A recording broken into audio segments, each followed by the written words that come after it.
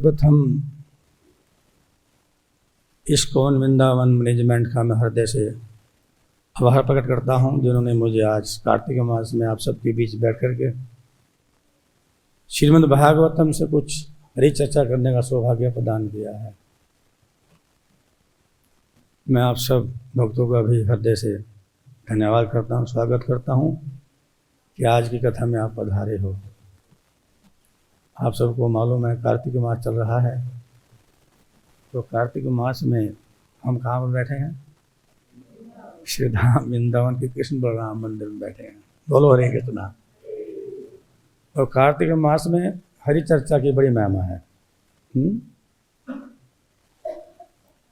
हजारों गुना ज़्यादा लाभ मिलता है कार्तिक मास में श्रीमद् भागवतम के श्रवण करने से। तो आज श्रीमद् भागवतम का छठा स्कंद है, अध्याय 19 है, और 19वें अध्याय के 19वें श्लोक से लेकर के सारा चैप्टर क्लोज करने के लिए बोला है। 28 श्लोक तक जो है आज चर्चा होगी, लेकिन तात्पर्य केवल एक श्लोक में है, वो है 25वां श्लोक। यहाँ पर लिखा है, मुझे दिखाई नहीं रहा यहाँ पर कुछ भी क्या है जी। 26, 27, 28 में तो प्रॉपर्टी नहीं है। 25 श्लोक में तात्पर्य है, ये लिखाना चाहिए। ये बोला मेरे को बोलने के लिए।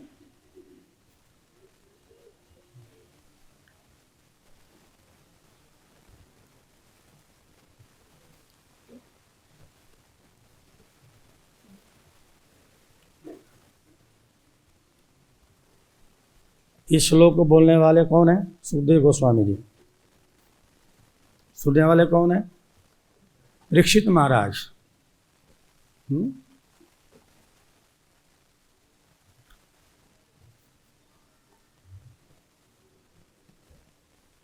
मेरे बाद थोड़ा दोहराने का प्रयास कीजिएगा। एतच्चित्वा विधिवत् व्रतं विभो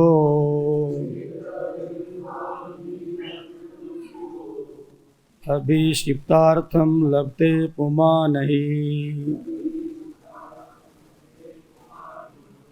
स्त्री चेदत् अस्ताय लभेत सौभगम् श्रिया प्रजां जीपति यशो गणम्। शब्दार्थ एतत् यह, चरित्वा करके, विधिवत शास्त्र अनुमोदित विधि से, व्रतम व्रत, विभो भगवान से, अभिषिप्त वांछित, अर्थम वस्तु, लभेत प्राप्त करता है, पुमान पुरुष, यह इस जीवन में, स्त्री स्त्री च तथा, एतत् यह, आस्थाय करके, लभेत प्राप्त कर सकती है, सौभगम सौभाग्य, श्रियम ऐश्वर्य, प्रजाम संतति, जीवपतिम दीर्घजीवीपति, यशः ख्याति, गृहम घर।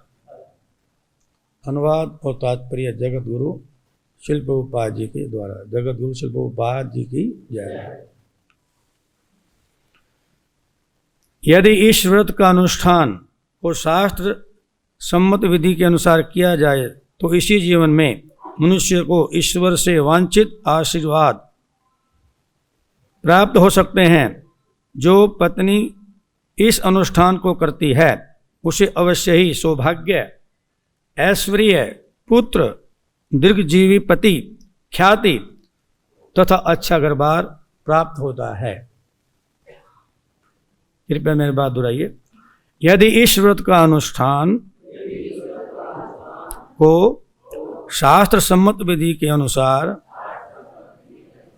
किया जाए तो इसी जीवन में मनुष्य को ईश्वर से वांछित वर प्राप्त हो सकते हैं। जो पत्नी इस अनुष्ठान को करती है उसे अवश्य ही सौभाग्य, ऐश्वर्य, पुत्र, दीर्घजीवी पति, ख्याति, अच्छा घर-बार प्राप्त होता है।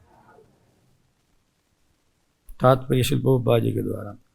आज भी बंगाल में यदि कोई स्त्री दीर्घ काल तक अपने पति के साथ साथ जीवित रहती है तो उसे अत्यंत भाग्यशाली माना जाता है। एक स्त्री सामान्यतः अच्छा पति, अच्छी संतान, अच्छा घर, धन, ऐश्वर्य इत्यादि की कामना करती है। इस श्लोक में की गई संतुति के अनुसार स्त्री तथा पुरुष दोनों ही को पूर्ण पुरुषोत्तम भगवान से वांछित वर प्राप्त होंगे। इस विशेष प्रकार का व्रत रखकर कृष्ण भक्ति से पुरुष तथा स्त्री दोनों इस संसार में सुखी रहेंगे और कृष्ण भावना भावित होने के कारण वैकुंठ जगत में भेज देवे जाएंगे।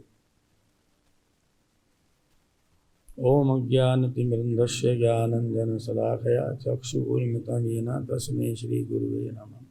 श्रीचैतन्यमनोभीष्टं स्थापितं येन रूपतले स्वयं रूपकदा मह्यं ददाति स्वपदान्तिकं।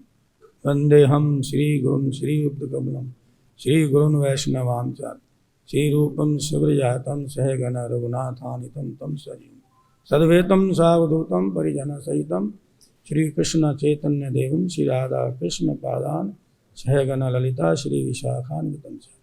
नमो विष्णुपदाय कृष्ण पृष्ठाय भूतले श्रीमते भक्ति वेदांत स्वामी नामिने। नमस्ते सरस्वती देवे गौरवाणी प्रचारिणे निर्विशेष शून्यवादी पाश्चात्य देशपाल।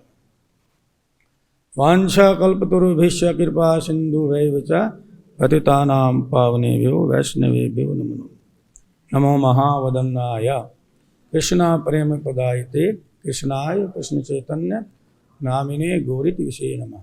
पंच तत्वात्मकं कृष्णं भक्त रूप स्वरूपकं भक्तावतारं भक्ताख्यं नमामि भक्त शक्तिकं। हे कृष्णा करुणा सिंधु दीनबंधु जगतपते गोपेश गोपिका कांत श्री राधा कांत नमस्तुते। तप्त कंचन गौरंगी श्री राधे वृंदावनेश्वरी विश्वभानु सुते देवी प्रणमामि हरिप्रिया। श्री कृष्ण चैतन्य प्रभु नित्यानंदा श्री अद्वैत गदाधर शिवासादि गौर भक्त वृंदा। जोर से हरे कृष्णा कृष्णा कृष्णा हरे हरे हरे राम राम राम। जोर से हरे कृष्णा कृष्णा कृष्णा हरे हरे हरे राम राम राम।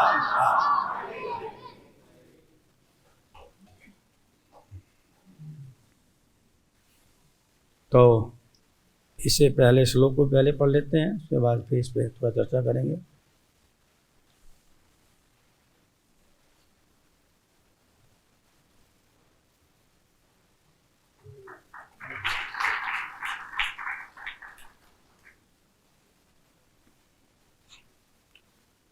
विष्णुव्रतम इदं विवर्ण विहान्यात् कथयत् कंचना विप्रास्तिर्यो वीरवती सग्रगंध बलिमंडने अर्चेदेरः भक्तया देवं नियमास्थिता उद्वास्य देवं स्वे धाम्नि तन्निवेदितम् अग्रतः आद्य आत्मविशुद्ध अर्थम सर्वकाम समृद्धये।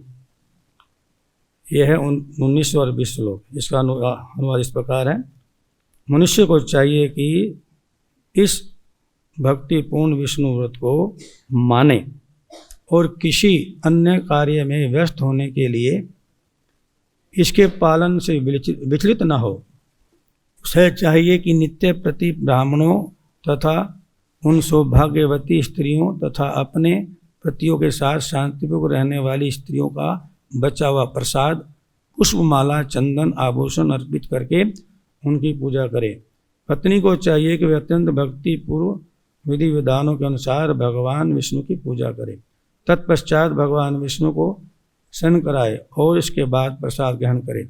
इस प्रकार सती तथा पत्नी शुद्ध हो जाएंगे, पति पत्नी दोनों शुद्ध हो जाएंगे और उनकी समस्त कामनाएं पूर्ण होंगी। एतेन पूजान विधिना मासान द्वादशायनम नीत्वा अर्थो परमेशादवि कार्तिकेय चरमे अहिनी। साध्वी स्त्री को चाहिए कि 1 वर्ष के लिए इस भक्ति में सेवा को निरंतर करे। जब 1 वर्ष बीत जाए तो उसे चाहिए कि कार्तिक मास अर्थात अक्टूबर नवंबर की पूर्णिमा को उपवास करे। स्वभूत उपस्पृश्य है कृष्णम अर्च्य पूर्वत पयश्रतेन जुहु या चरुणा सह सर्पिषा पाक यज्ञ विधानेन द्वादशे वाहुतिपति। दूसरे दिन प्रातःकाल स्नान करके और भगवान कृष्ण को की पूर्वव्रत पूजा करके गुह्य सूत्रों के निर्देशानुसार वर्णित भोजन बनाए, जैसा उत्सवों में बनाया जाता है। घी से खीर तैयार करे और पति को चाहिए कि वह इस सामग्री से अग्नि में 12 बार आहुति दे। आशीष शेषादयः द्विजे पीते समीरितः प्रणन्यम शीर्षा भक्तया भुंजीत तद अनुगया। तत्पश्चात वह पति ब्राह्मणों को संतुष्ट करे और जब ब्राह्मण प्रसन्न होकर के आशीर्वाद दें तो अपने शिरों के द्वारा उन्हें प्रणाम करे और उनकी अनुमति लेकर के प्रसाद ग्रहण करे। आचार्यम अग्रतः कृत्वा वाग्यतः स बंधुभिः दात्यत्य पत्नी चरो शेषम सुप्रजास्त्वं सुसौभगम। पति को चाहिए कि भोजन करने से पूर्व सर्वप्रथम आचार्य को सुखद आसन दे और अपने मित्रों तथा स्वजनों के साथ वाणी को वश में रखते हुए गुरु को प्रसाद भेंट करे। तब पत्नी को चाहिए कि घी में पकाई हुई खीर की आहुति से बचे भाग को खाए। इस अवशेष को खाने से विद्वान तथा भक्त पुत्र की और समस्त सौभाग्य की प्राप्ति निश्चित हो जाती है। उसके बाद जो हमने श्लोक लिया है 25वां हुआ, अब 26वां। कन्या च विंदेत समग्रलक्षणम प्रतिम तुयिरा हत्किल्बिषां गतिम मृत प्रजाम जीव सुताम धनेश्वरी सुभगा रूपम अक्षयम। बिंदे द्वरूपा विरूजा विमुच्यते श्यामाया प्रियन्द्रिय कल्पधेयम। एतत् पठन अभ्युदये च कर्मणि अत्यंतृप्तिं कृतदेवानां तुष्टा पृच्छन्ति समस्त कामान् होमावसाने हुत भुक् श्रिय हरिश्च। राजन् महन मरुतां जन्म पुण्यम दीते व्रतम चाभिहितं महत्ते। यदि अविवाहित कन्या इस व्रत को रखती है तो उसे सुंदर पति मिल सकता है। यदि अविवाहित स्त्री अर्थात जिसका कोई पति या पुत्र नहीं है इस अनुष्ठान को करती है तो उसे वैकुंठ जगत में भेज दिया जाता है। जिस स्त्री की संतान ने जन्म लेने के बाद मर चुकी हो उसे दीर्घजीवी संतान के साथ ही संपत्ति भी प्राप्त होती है। अभागी स्त्री का भाग्य खुल जाता है और कुरूपा स्त्री सुंदर हो जाती है। इस व्रत को रखने से रोगी पुरुष को रोग से मुक्ति मिल सकती है और कार्य करने के लिए स्वास्थ्य शरीर प्राप्त हो सकता है। यदि इस कथा को कोई अपने पितरों तथा देवों को आहुति देते समय विशेषतया श्राद्ध पक्ष में सुनाता है तो देवता तथा पितृलोक के वासी उससे अत्यंत प्रसन्न होंगे और उसकी समस्त इच्छाओं को पूर्ण करते हैं। इस अनुष्ठान के करने से भगवान विष्णु तथा माता लक्ष्मी उस पर अत्यंत प्रसन्न होते हैं। हे राजा परीक्षित, मैंने पूरी तरह से बता दिया कि दीति ने किस प्रकार से इस वस्तु को किया और उसे श्रेष्ठ पुत्र मृत गणों की तथा सुखी जीवन की प्राप्त हुए। मैंने तुम्हें यथाशक्ति विस्तार से सुनाने का प्रयत्न किया है। हरे कृष्ण कृष्ण कृष्ण हरे हरे, हरे राम तो कितने भक्त यहाँ पर ऐसे हैं जो इस कथा में पहली बार आए हैं, जो यहाँ पर नहीं रहते, बाहर से आए हैं, क्योंकि उनको फिर कथा समझानी पड़ेगी कैसे चल रही है। और सभी यहीं के रहने वाले हैं, फिर तो बताने की जरूरत नहीं है। ठीक है, तो रखे पे हाथ खड़े कीजिएगा जो पहली बार, जो कथा में पहली बार आ रहे हैं। काफी भक्त हैं जो हरे कृष्णा। तो सुखदेव गोस्वामी महाराज परीक्षित को 59 व्रत का अनुष्ठान जो है वो परीक्षित महाराज के निवेदन पर विस्तार सुना रहे हैं इस अध्याय में, 19वें अध्याय में। इससे पहले अध्यायों में सुखदेव गोस्वामी जी ने महाराज परीक्षित को संक्षेप में किस प्रकार से कश्यप मुनि ने इस व्रत के बारे में अपनी पत्नी दीति को सुनाया था, ये चर्चा किया था इससे पिछले अध्याय में। वास्तव में अदिति के जो पुत्र हैं वो कौन है? वो हैं देवता लोग। और दीति के पुत्र कौन है? असुरगण। जब दीति के दोनों पुत्र, मालूम है किसको? कौन कौन से पुत्र? हिरण्याकश्यप और हिरण्याक्ष, दोनों का वध हो गया। तो दीति माता बहुत दुखी हो गई, बहुत दुखी हो गई। पुत्र के बिना माता क्या हाल होता है ये सर्वविदित है। तो माता दीति बहुत दुखी हैं। और जब उनके पति कश्यप मुनि जी तपस्या से लौट के आते हैं तो बड़े लगन के साथ क्या करती है? वो आकर अपने पति की सेवा करती है। जब दीति माता अपने पति कश्यप मुनि की क्या करती है?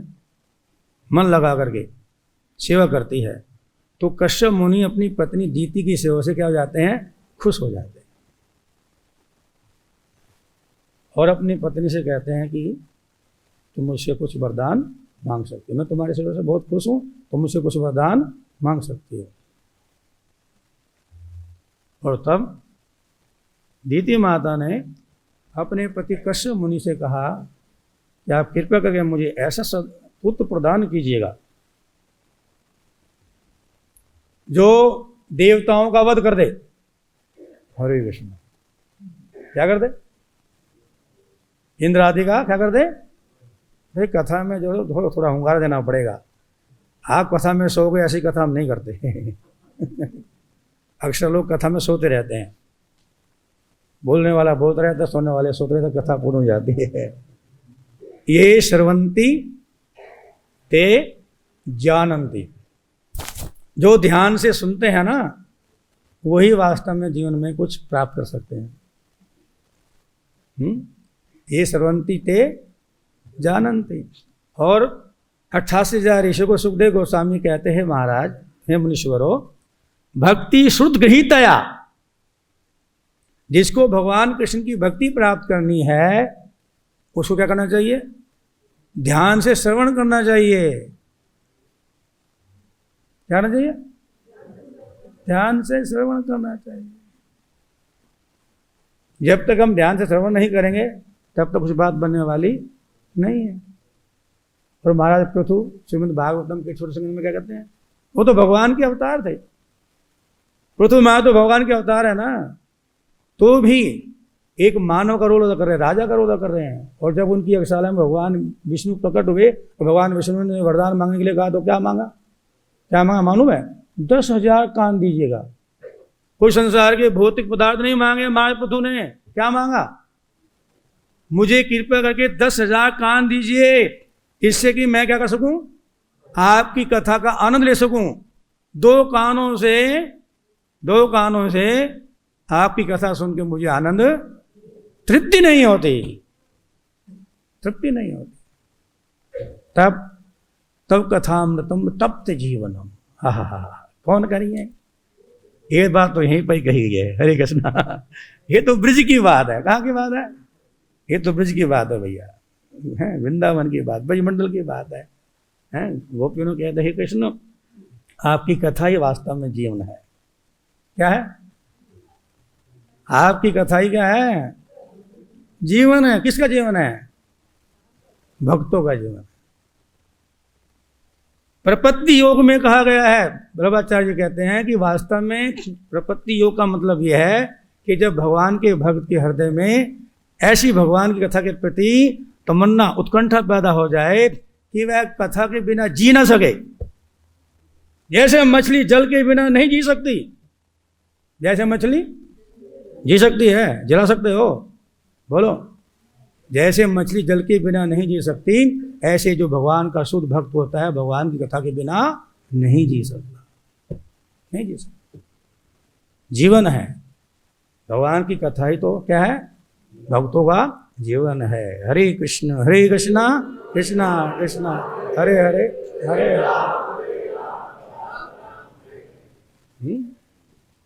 कृपया ध्यान से सुनिए। ना जाने किसके जीवन में क्या परिवर्तन हो जाए।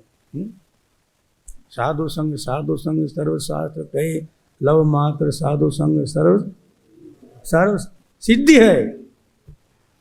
भगवान के भक्तों के संग में सब कुछ मिल जाएगा, सब कुछ मिल जाएगा।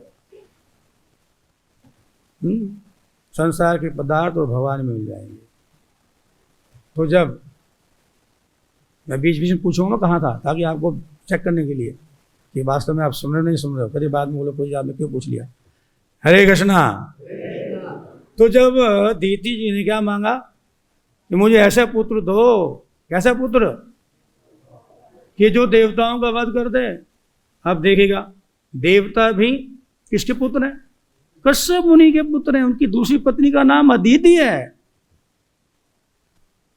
और ये असुर भी किसके पुत्र हैं? कश्यप मुनि के पुत्र हैं, जो कि दीति के पुत्र हैं। तो भगवान अपने कश्यप मुनि समझ गए कि ये अपने पुत्रों के वध से क्या है? दुखी है। इसके हृदय में क्या हो गया? देवताओं के प्रति द्वेष उत्पन्न हो गया। इच्छा द्वेष मुत्थेना द्वंद्व मोहेन भारत। ये इच्छा द्वेषी तो हमें संसार में बांध के रखता है। क्यों जी? हम अपने दुख से इतने दुखी नहीं होते जितने दूसरे के सुख से दुखी होते हैं। क्यों? क्योंकि हमारे हृदय में क्या है?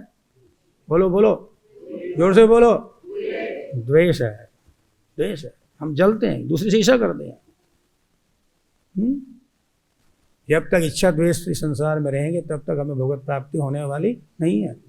और मनुष्य योनि में इनको समाप्त करने के लिए सारी साधना की जा रही है, और कुछ नहीं है। वैसे तो हम क्या है? भगवान के नित्य दास हैं। जीवेरे स्वरूप है कृष्ण रे नित्य दास हैं, भगवान के दास हैं।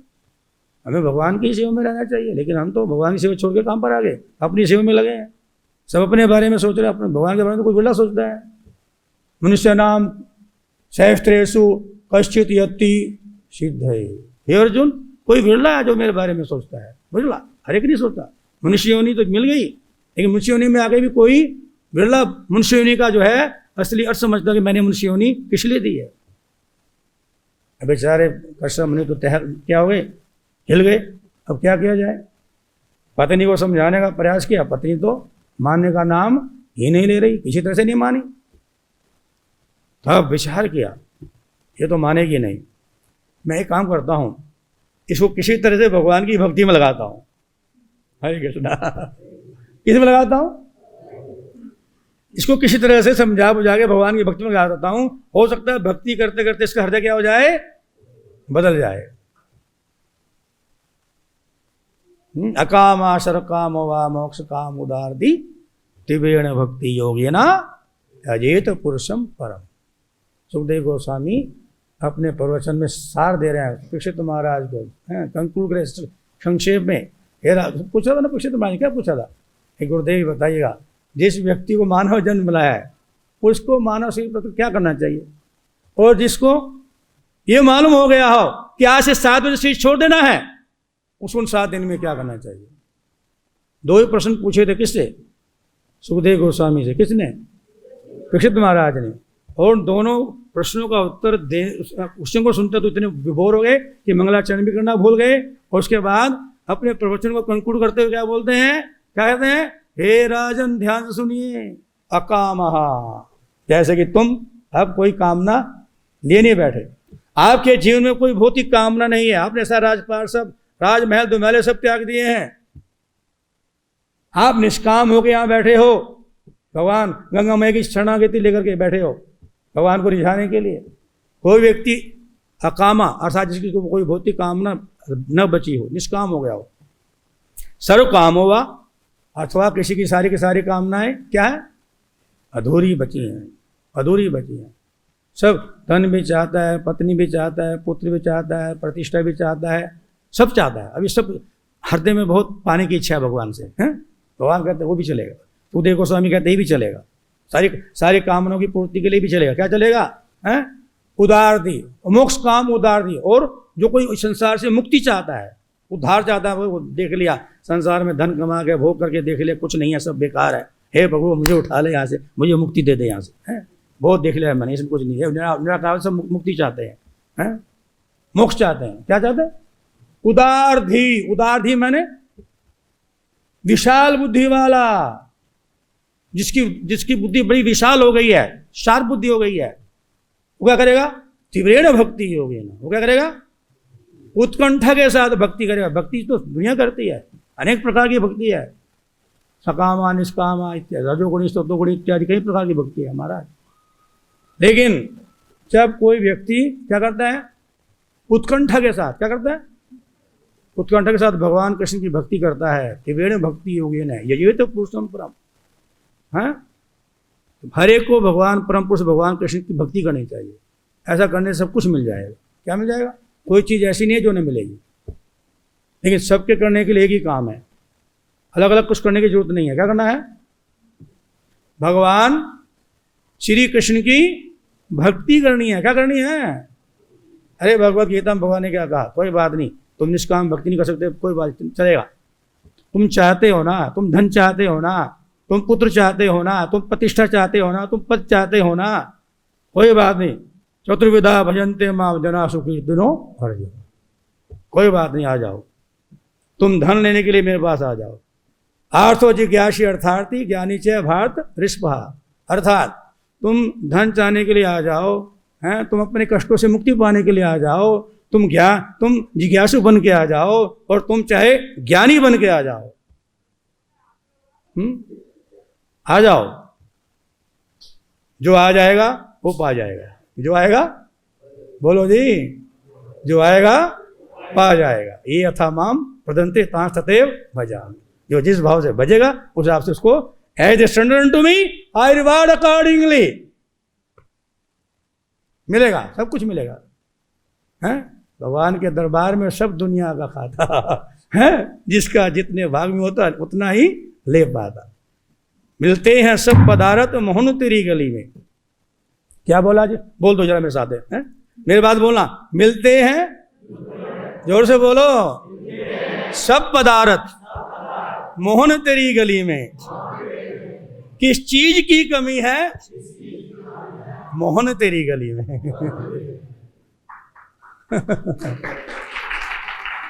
उस गली का नाम पता क्या है? भक्ति। क्या नाम है? भक्ति रूपी गली में चलो तो सब कुछ मिलेगा, कोई चीज की किसी की कमी नहीं रहेगी, कोई भी तमन्ना अधूरी नहीं रह जाएगी। तो उन्होंने क्या किया? समझा बुझा करके अपनी पत्नी को भगवान विष्णु की लक्ष्मी नारायण की भक्ति में लगा दिया, और उसको क्या बोले, पुंसम व्रत कैसे कैसे करना है वो सारी विधि समझा दिया। लगभग 1 साल तक करना है, अगहन महीने के शुरू करके, नवंबर दिसंबर शुरू करके, और कार्तिकी पूर्णिमा के बाद इसको करना होता है, संपन्न करना होता है। और अपने पति से इस पुंसम व्रत की विधि विधान को सुन करके सावधान किया था, अगर तुमने थोड़ी भी गलती छोड़ दी तो फिर क्या होगा,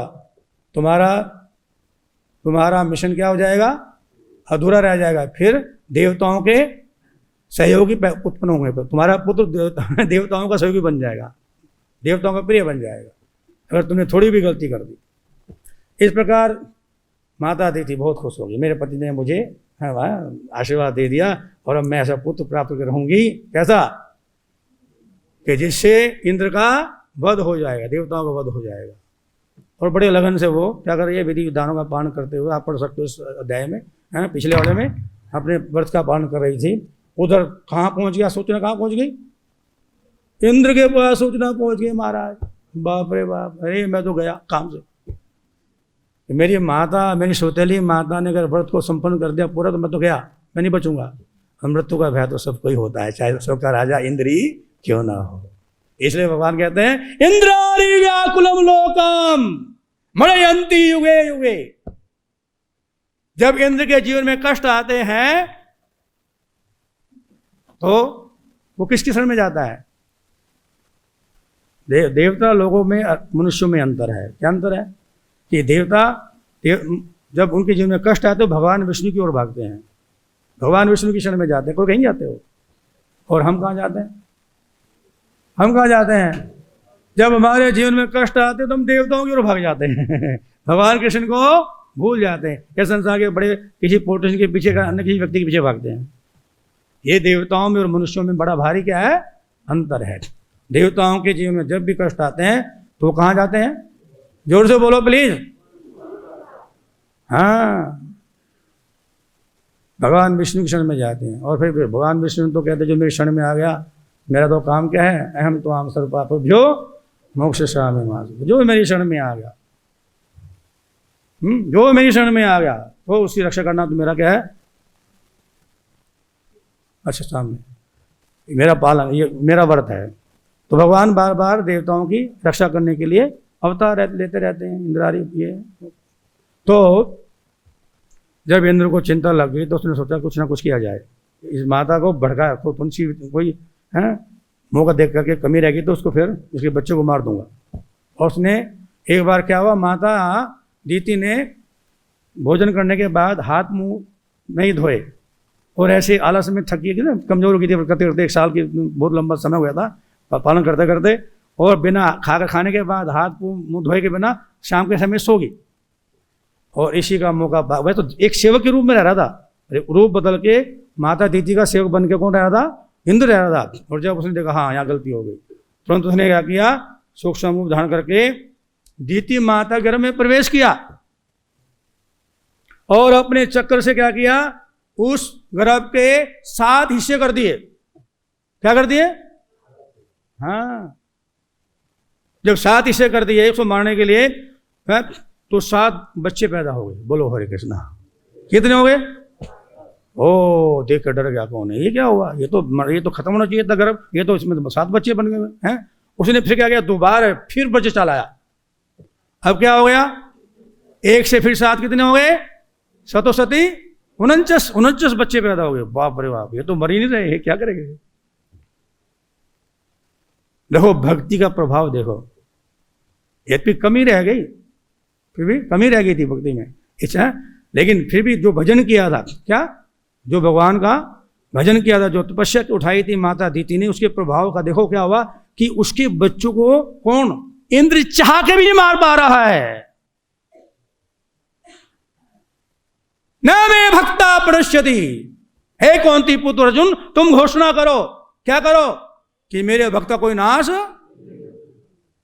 तो भक्ति के द्वारा, भक्ति के विधि विधानों का पालन करते हुए जो माता बच्चा पैदा करी थी, वो कौन, कोई असुर पैदा करी थी क्या करी थी पैदा, एक बच्चा, भक्त बच्चा पहला पल रहा था, और उसको कौन सा मारना चाह रहा था, कौन, इंद्र मारना चाह रहा था, लेकिन राखे कृष्णा मारे की मारे कृष्णा रखेगी। इसको भगवान बचाने वाले उस दुनिया में कौन मारेगा? ये कोई नहीं मार सकता।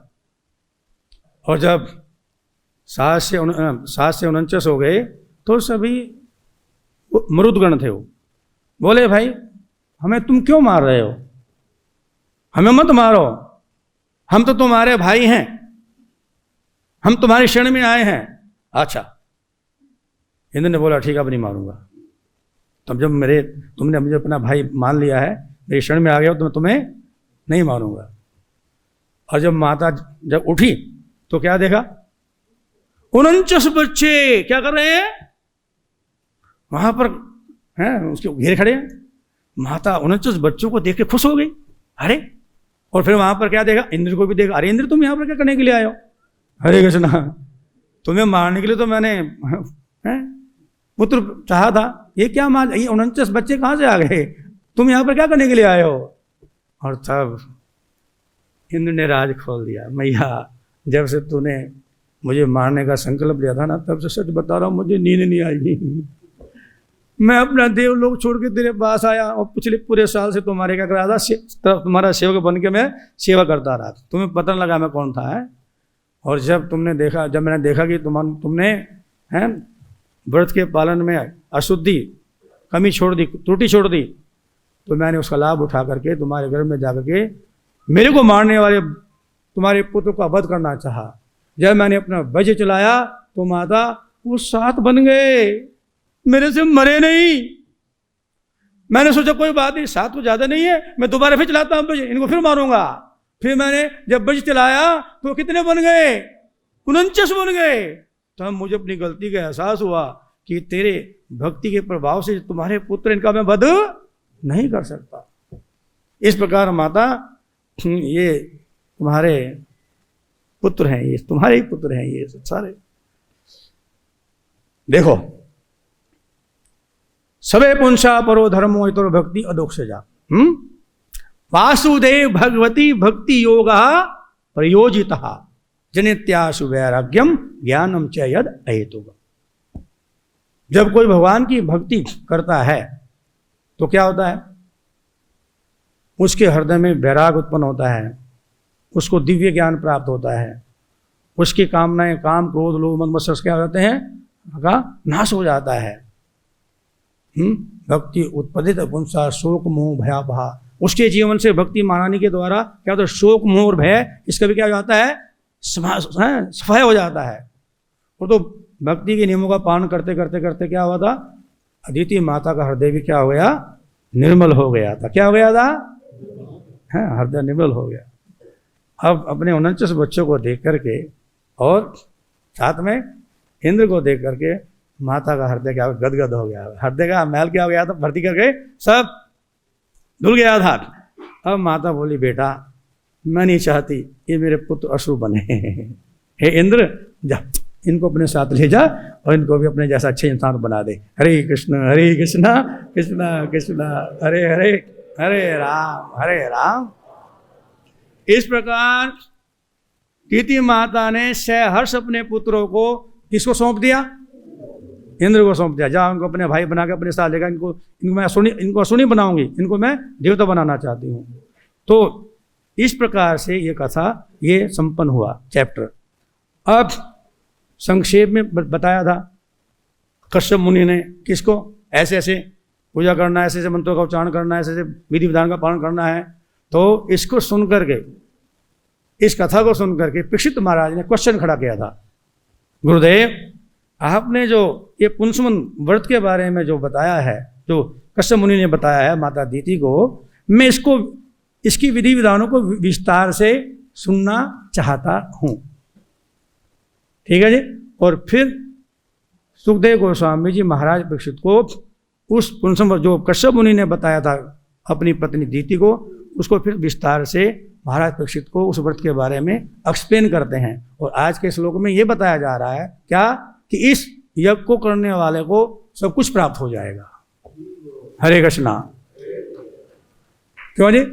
चाहे पुरुष करे और चाहे स्त्री करे, माताओं को आपने सुन लिया है, अच्छे पति प्राप्त हो जाएंगे, संतान प्राप्त हो जाएगी, धन प्राप्त हो जाएगा, ऐश्वर्य प्राप्त हो जाएगा और लंबी आयु वाला पति प्राप्त हो जाएगा और साथ में मिलकर क्या करेंगे, इस यज्ञ का संपन्न करेंगे तो भगवान के धाम वैकुंठ की प्राप्ति भी हो जाएगी।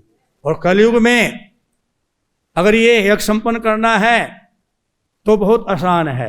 ये तो सतयुग की बात है। कब की बात है ये तो सतयुग की बात है, लेकिन हम सतयुग में नहीं है। हम कौन से युग में हैं? हम कलयुग में हैं। और कलयुग में अगर हमें ये करना है तो उसका बहुत आसान उपाय है, हरे नाम हरे नाम हरे नाम एव केवलम खलो नास्तेव नास्तेव नास्तेव गतिरन्यथा।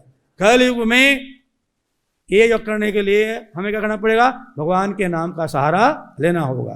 भगवान का नाम का सहारा मतलब हरे कृष्ण कृष्ण कृष्ण हरे हरे हरे राम कलेर दोष निधि राजन अस्ति ही एको महान गुना कीर्तनाद देव कृष्ण से मुक्त संगम ब्रह्म विजेत। हे राजन, ये जो कली काल है ये पापों का ओशन है, इसमें पापों की बाढ़ आ जाएगी। हे राजन, ऐसा कोई पाप नहीं होगा जिस कलयुग में नहीं होगा, लेकिन इस कलयुग में एक ही सद्गुण है, ओनली वन, एक ही गुण है। और इस एक गुण के कारण देवता इसकी वंदना करते हैं। कौन? देवता भी इस कलयुग में मनुष्य योनि प्राप्त करके हरि भजन करके भगवत धाम जाना चाहते हैं। जो मौका हमें मिला है वो देवता भी उस मौके के लिए क्या कर रहे हैं, तरस रहे हैं। कौन सा मौका है वो? क्या बोला? ये सुखदेव गोस्वामी की वाणी है महाराज परीक्षित को अंतिम में भागवत के 12 स्कंद में। एक उपाय है इस कली के प्रभाव से बचने के लिए, एक ही उपाय है, और कोई उपाय नहीं बचेगा कलयुग में। कीर्तनात् एव कृष्णस्य, एव मैंने 100%, और कोई उपाय काम नहीं आएगा हैं, केवल कृष्ण भक्ति काम आएगी। किसका आएगी? इस कली के प्रभाव से बचने के लिए कृष्ण भक्ति के अलावा कोई उपाय हैं काम आने वाला नहीं है। नाचते जैसे पानी की बाढ़ आ जाए तो उससे बचने का एक ही उपाय है, क्या है? नौका। बोलो जी। उस समय आपके कीमती मछली कारियां, मोटरसाइकिल इत्यादि कोई काम आने वाले नहीं है। क्या काम आएगा? नौका, छोटी हो या बड़ी हो। पानी की बाढ़ आने पर एक ही साधन बचता है, क्या? नौका। सही बात है ना? ऐसे इस कलयुग में पापों की बाढ़ आने पर, अरे बाढ़ तो दूध की भी खतरनाक है, दूध तो मक्खन की भी खतरनाक है ना? और पापों की बाढ़, बाप रे बाप, हरे कृष्णा। किस बाढ़? पापों की बाढ़ तो और भी खतरनाक है। लेकिन सुखदेव गोस्वामी ने समाधान कर दिया, इस पापों की बाढ़ से भी बचना है तो एक ही उपाय है। क्या उपाय है? केवल भगवान श्री कृष्ण की भक्ति में लग जाओ।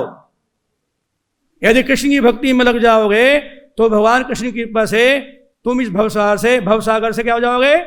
तर जाओगे। तेसाम अहम समुधरता मृत्यु संसार सागरात भवामी ना चिरात पात मया आवेशित चेतसाम। हे अर्जुन, जो मेरी भक्ति करता है उसको भवसागर से लेने के लिए मैं खुद आता हूं। भगवत गीता के 7वें अध्याय का 10वें अध्याय का, और ये 7वां श्लोक है, 12वें अध्याय का नोट कर लो। श्रीमद् भगवत गीता के 12वें अध्याय कौन सा श्लोक है? 7वां श्लोक, नोट कर लो। प्रमाण साथ देना साथ। मैं अपने भक्त को इस भवसागर से मुक्ति देने के लिए, उभारने के लिए, छुटकारा दिलाने के लिए स्वयं आता हूं। भगवान कह रहे हैं मैं खुद आता हूं। लेकिन किसके लिए आता हूं? हे तो सर्वाणि कर्माणि मयि सन्न्यस्य मत्परः अनन्येन योगेन ध्यायन्त मां उपासते। जो पूर्ण रूप से मेरी शरणागति लेकर के मेरी भक्ति में लग जाता है, ऐसे भक्त को इस भवसागर के बंधन से मुक्ति दिलाने के लिए हे अर्जुन, मैं अपना धाम छोड़ के भागा आता हूँ। उसको भवसागर से लेकर के मैं भाग करके अपने साथ वैकुंठ में लेकर के चला जाता हूँ। हरे कृष्णा कृष्णा कृष्णा हरे हरे हरे राम। अब समय का बंधन मुझे आगे बढ़ने की इजाज़त नहीं दे रहा है। मैं आपसे क्षमा चाहता हूँ। Any question regarding my lecture, मेरे प्रवचन के संदर्भ में कोई आपको कोई जिज्ञासा तो आप पूछ सकते हो। मैं धर्म क्षेत्र कुरुक्षेत्र से आया हूँ। मेरा नाम साक्षी गोपाल दास है। मैं आप सबको वहाँ पर आने के लिए, सेवा करने का मौका प्रदान करने के लिए सबको भाव भरा निमंत्रण दे रहा हूँ। कभी भी आइएगा। Glory of Kurukshetra ISKCON culture centre, जो प्रभुपाद चाहते थे पूरे संसार में कृष्ण जो मंदिर बनाया जाए, कहाँ, कुरुक्षेत्र में, उसका निर्माण वहाँ पर चल रहा है। और भगवान ने चाहा गुरु महाराज के आशीर्वाद से, गोपाल महाराज के आशीर्वाद से 2 साल में वो हो सकता मंदिर शुरू हो जाए। नो क्वेश्चन, सब सेटिस्फाई हैं? जोर से बोलो हरे कृष्णा हरे कृष्णा कृष्णा कृष्णा हरे हरे, हरे राम राम राम हरे हरे। जगत गुरु श्री प्रभुपाद की जय, ग्रंथराज श्रीमद् भागवतम की जय, वृंदावन धाम की जय, कृष्ण बलराम की जय, गौर निताई की जय, श्री राधा श्याम सुंदर की जय।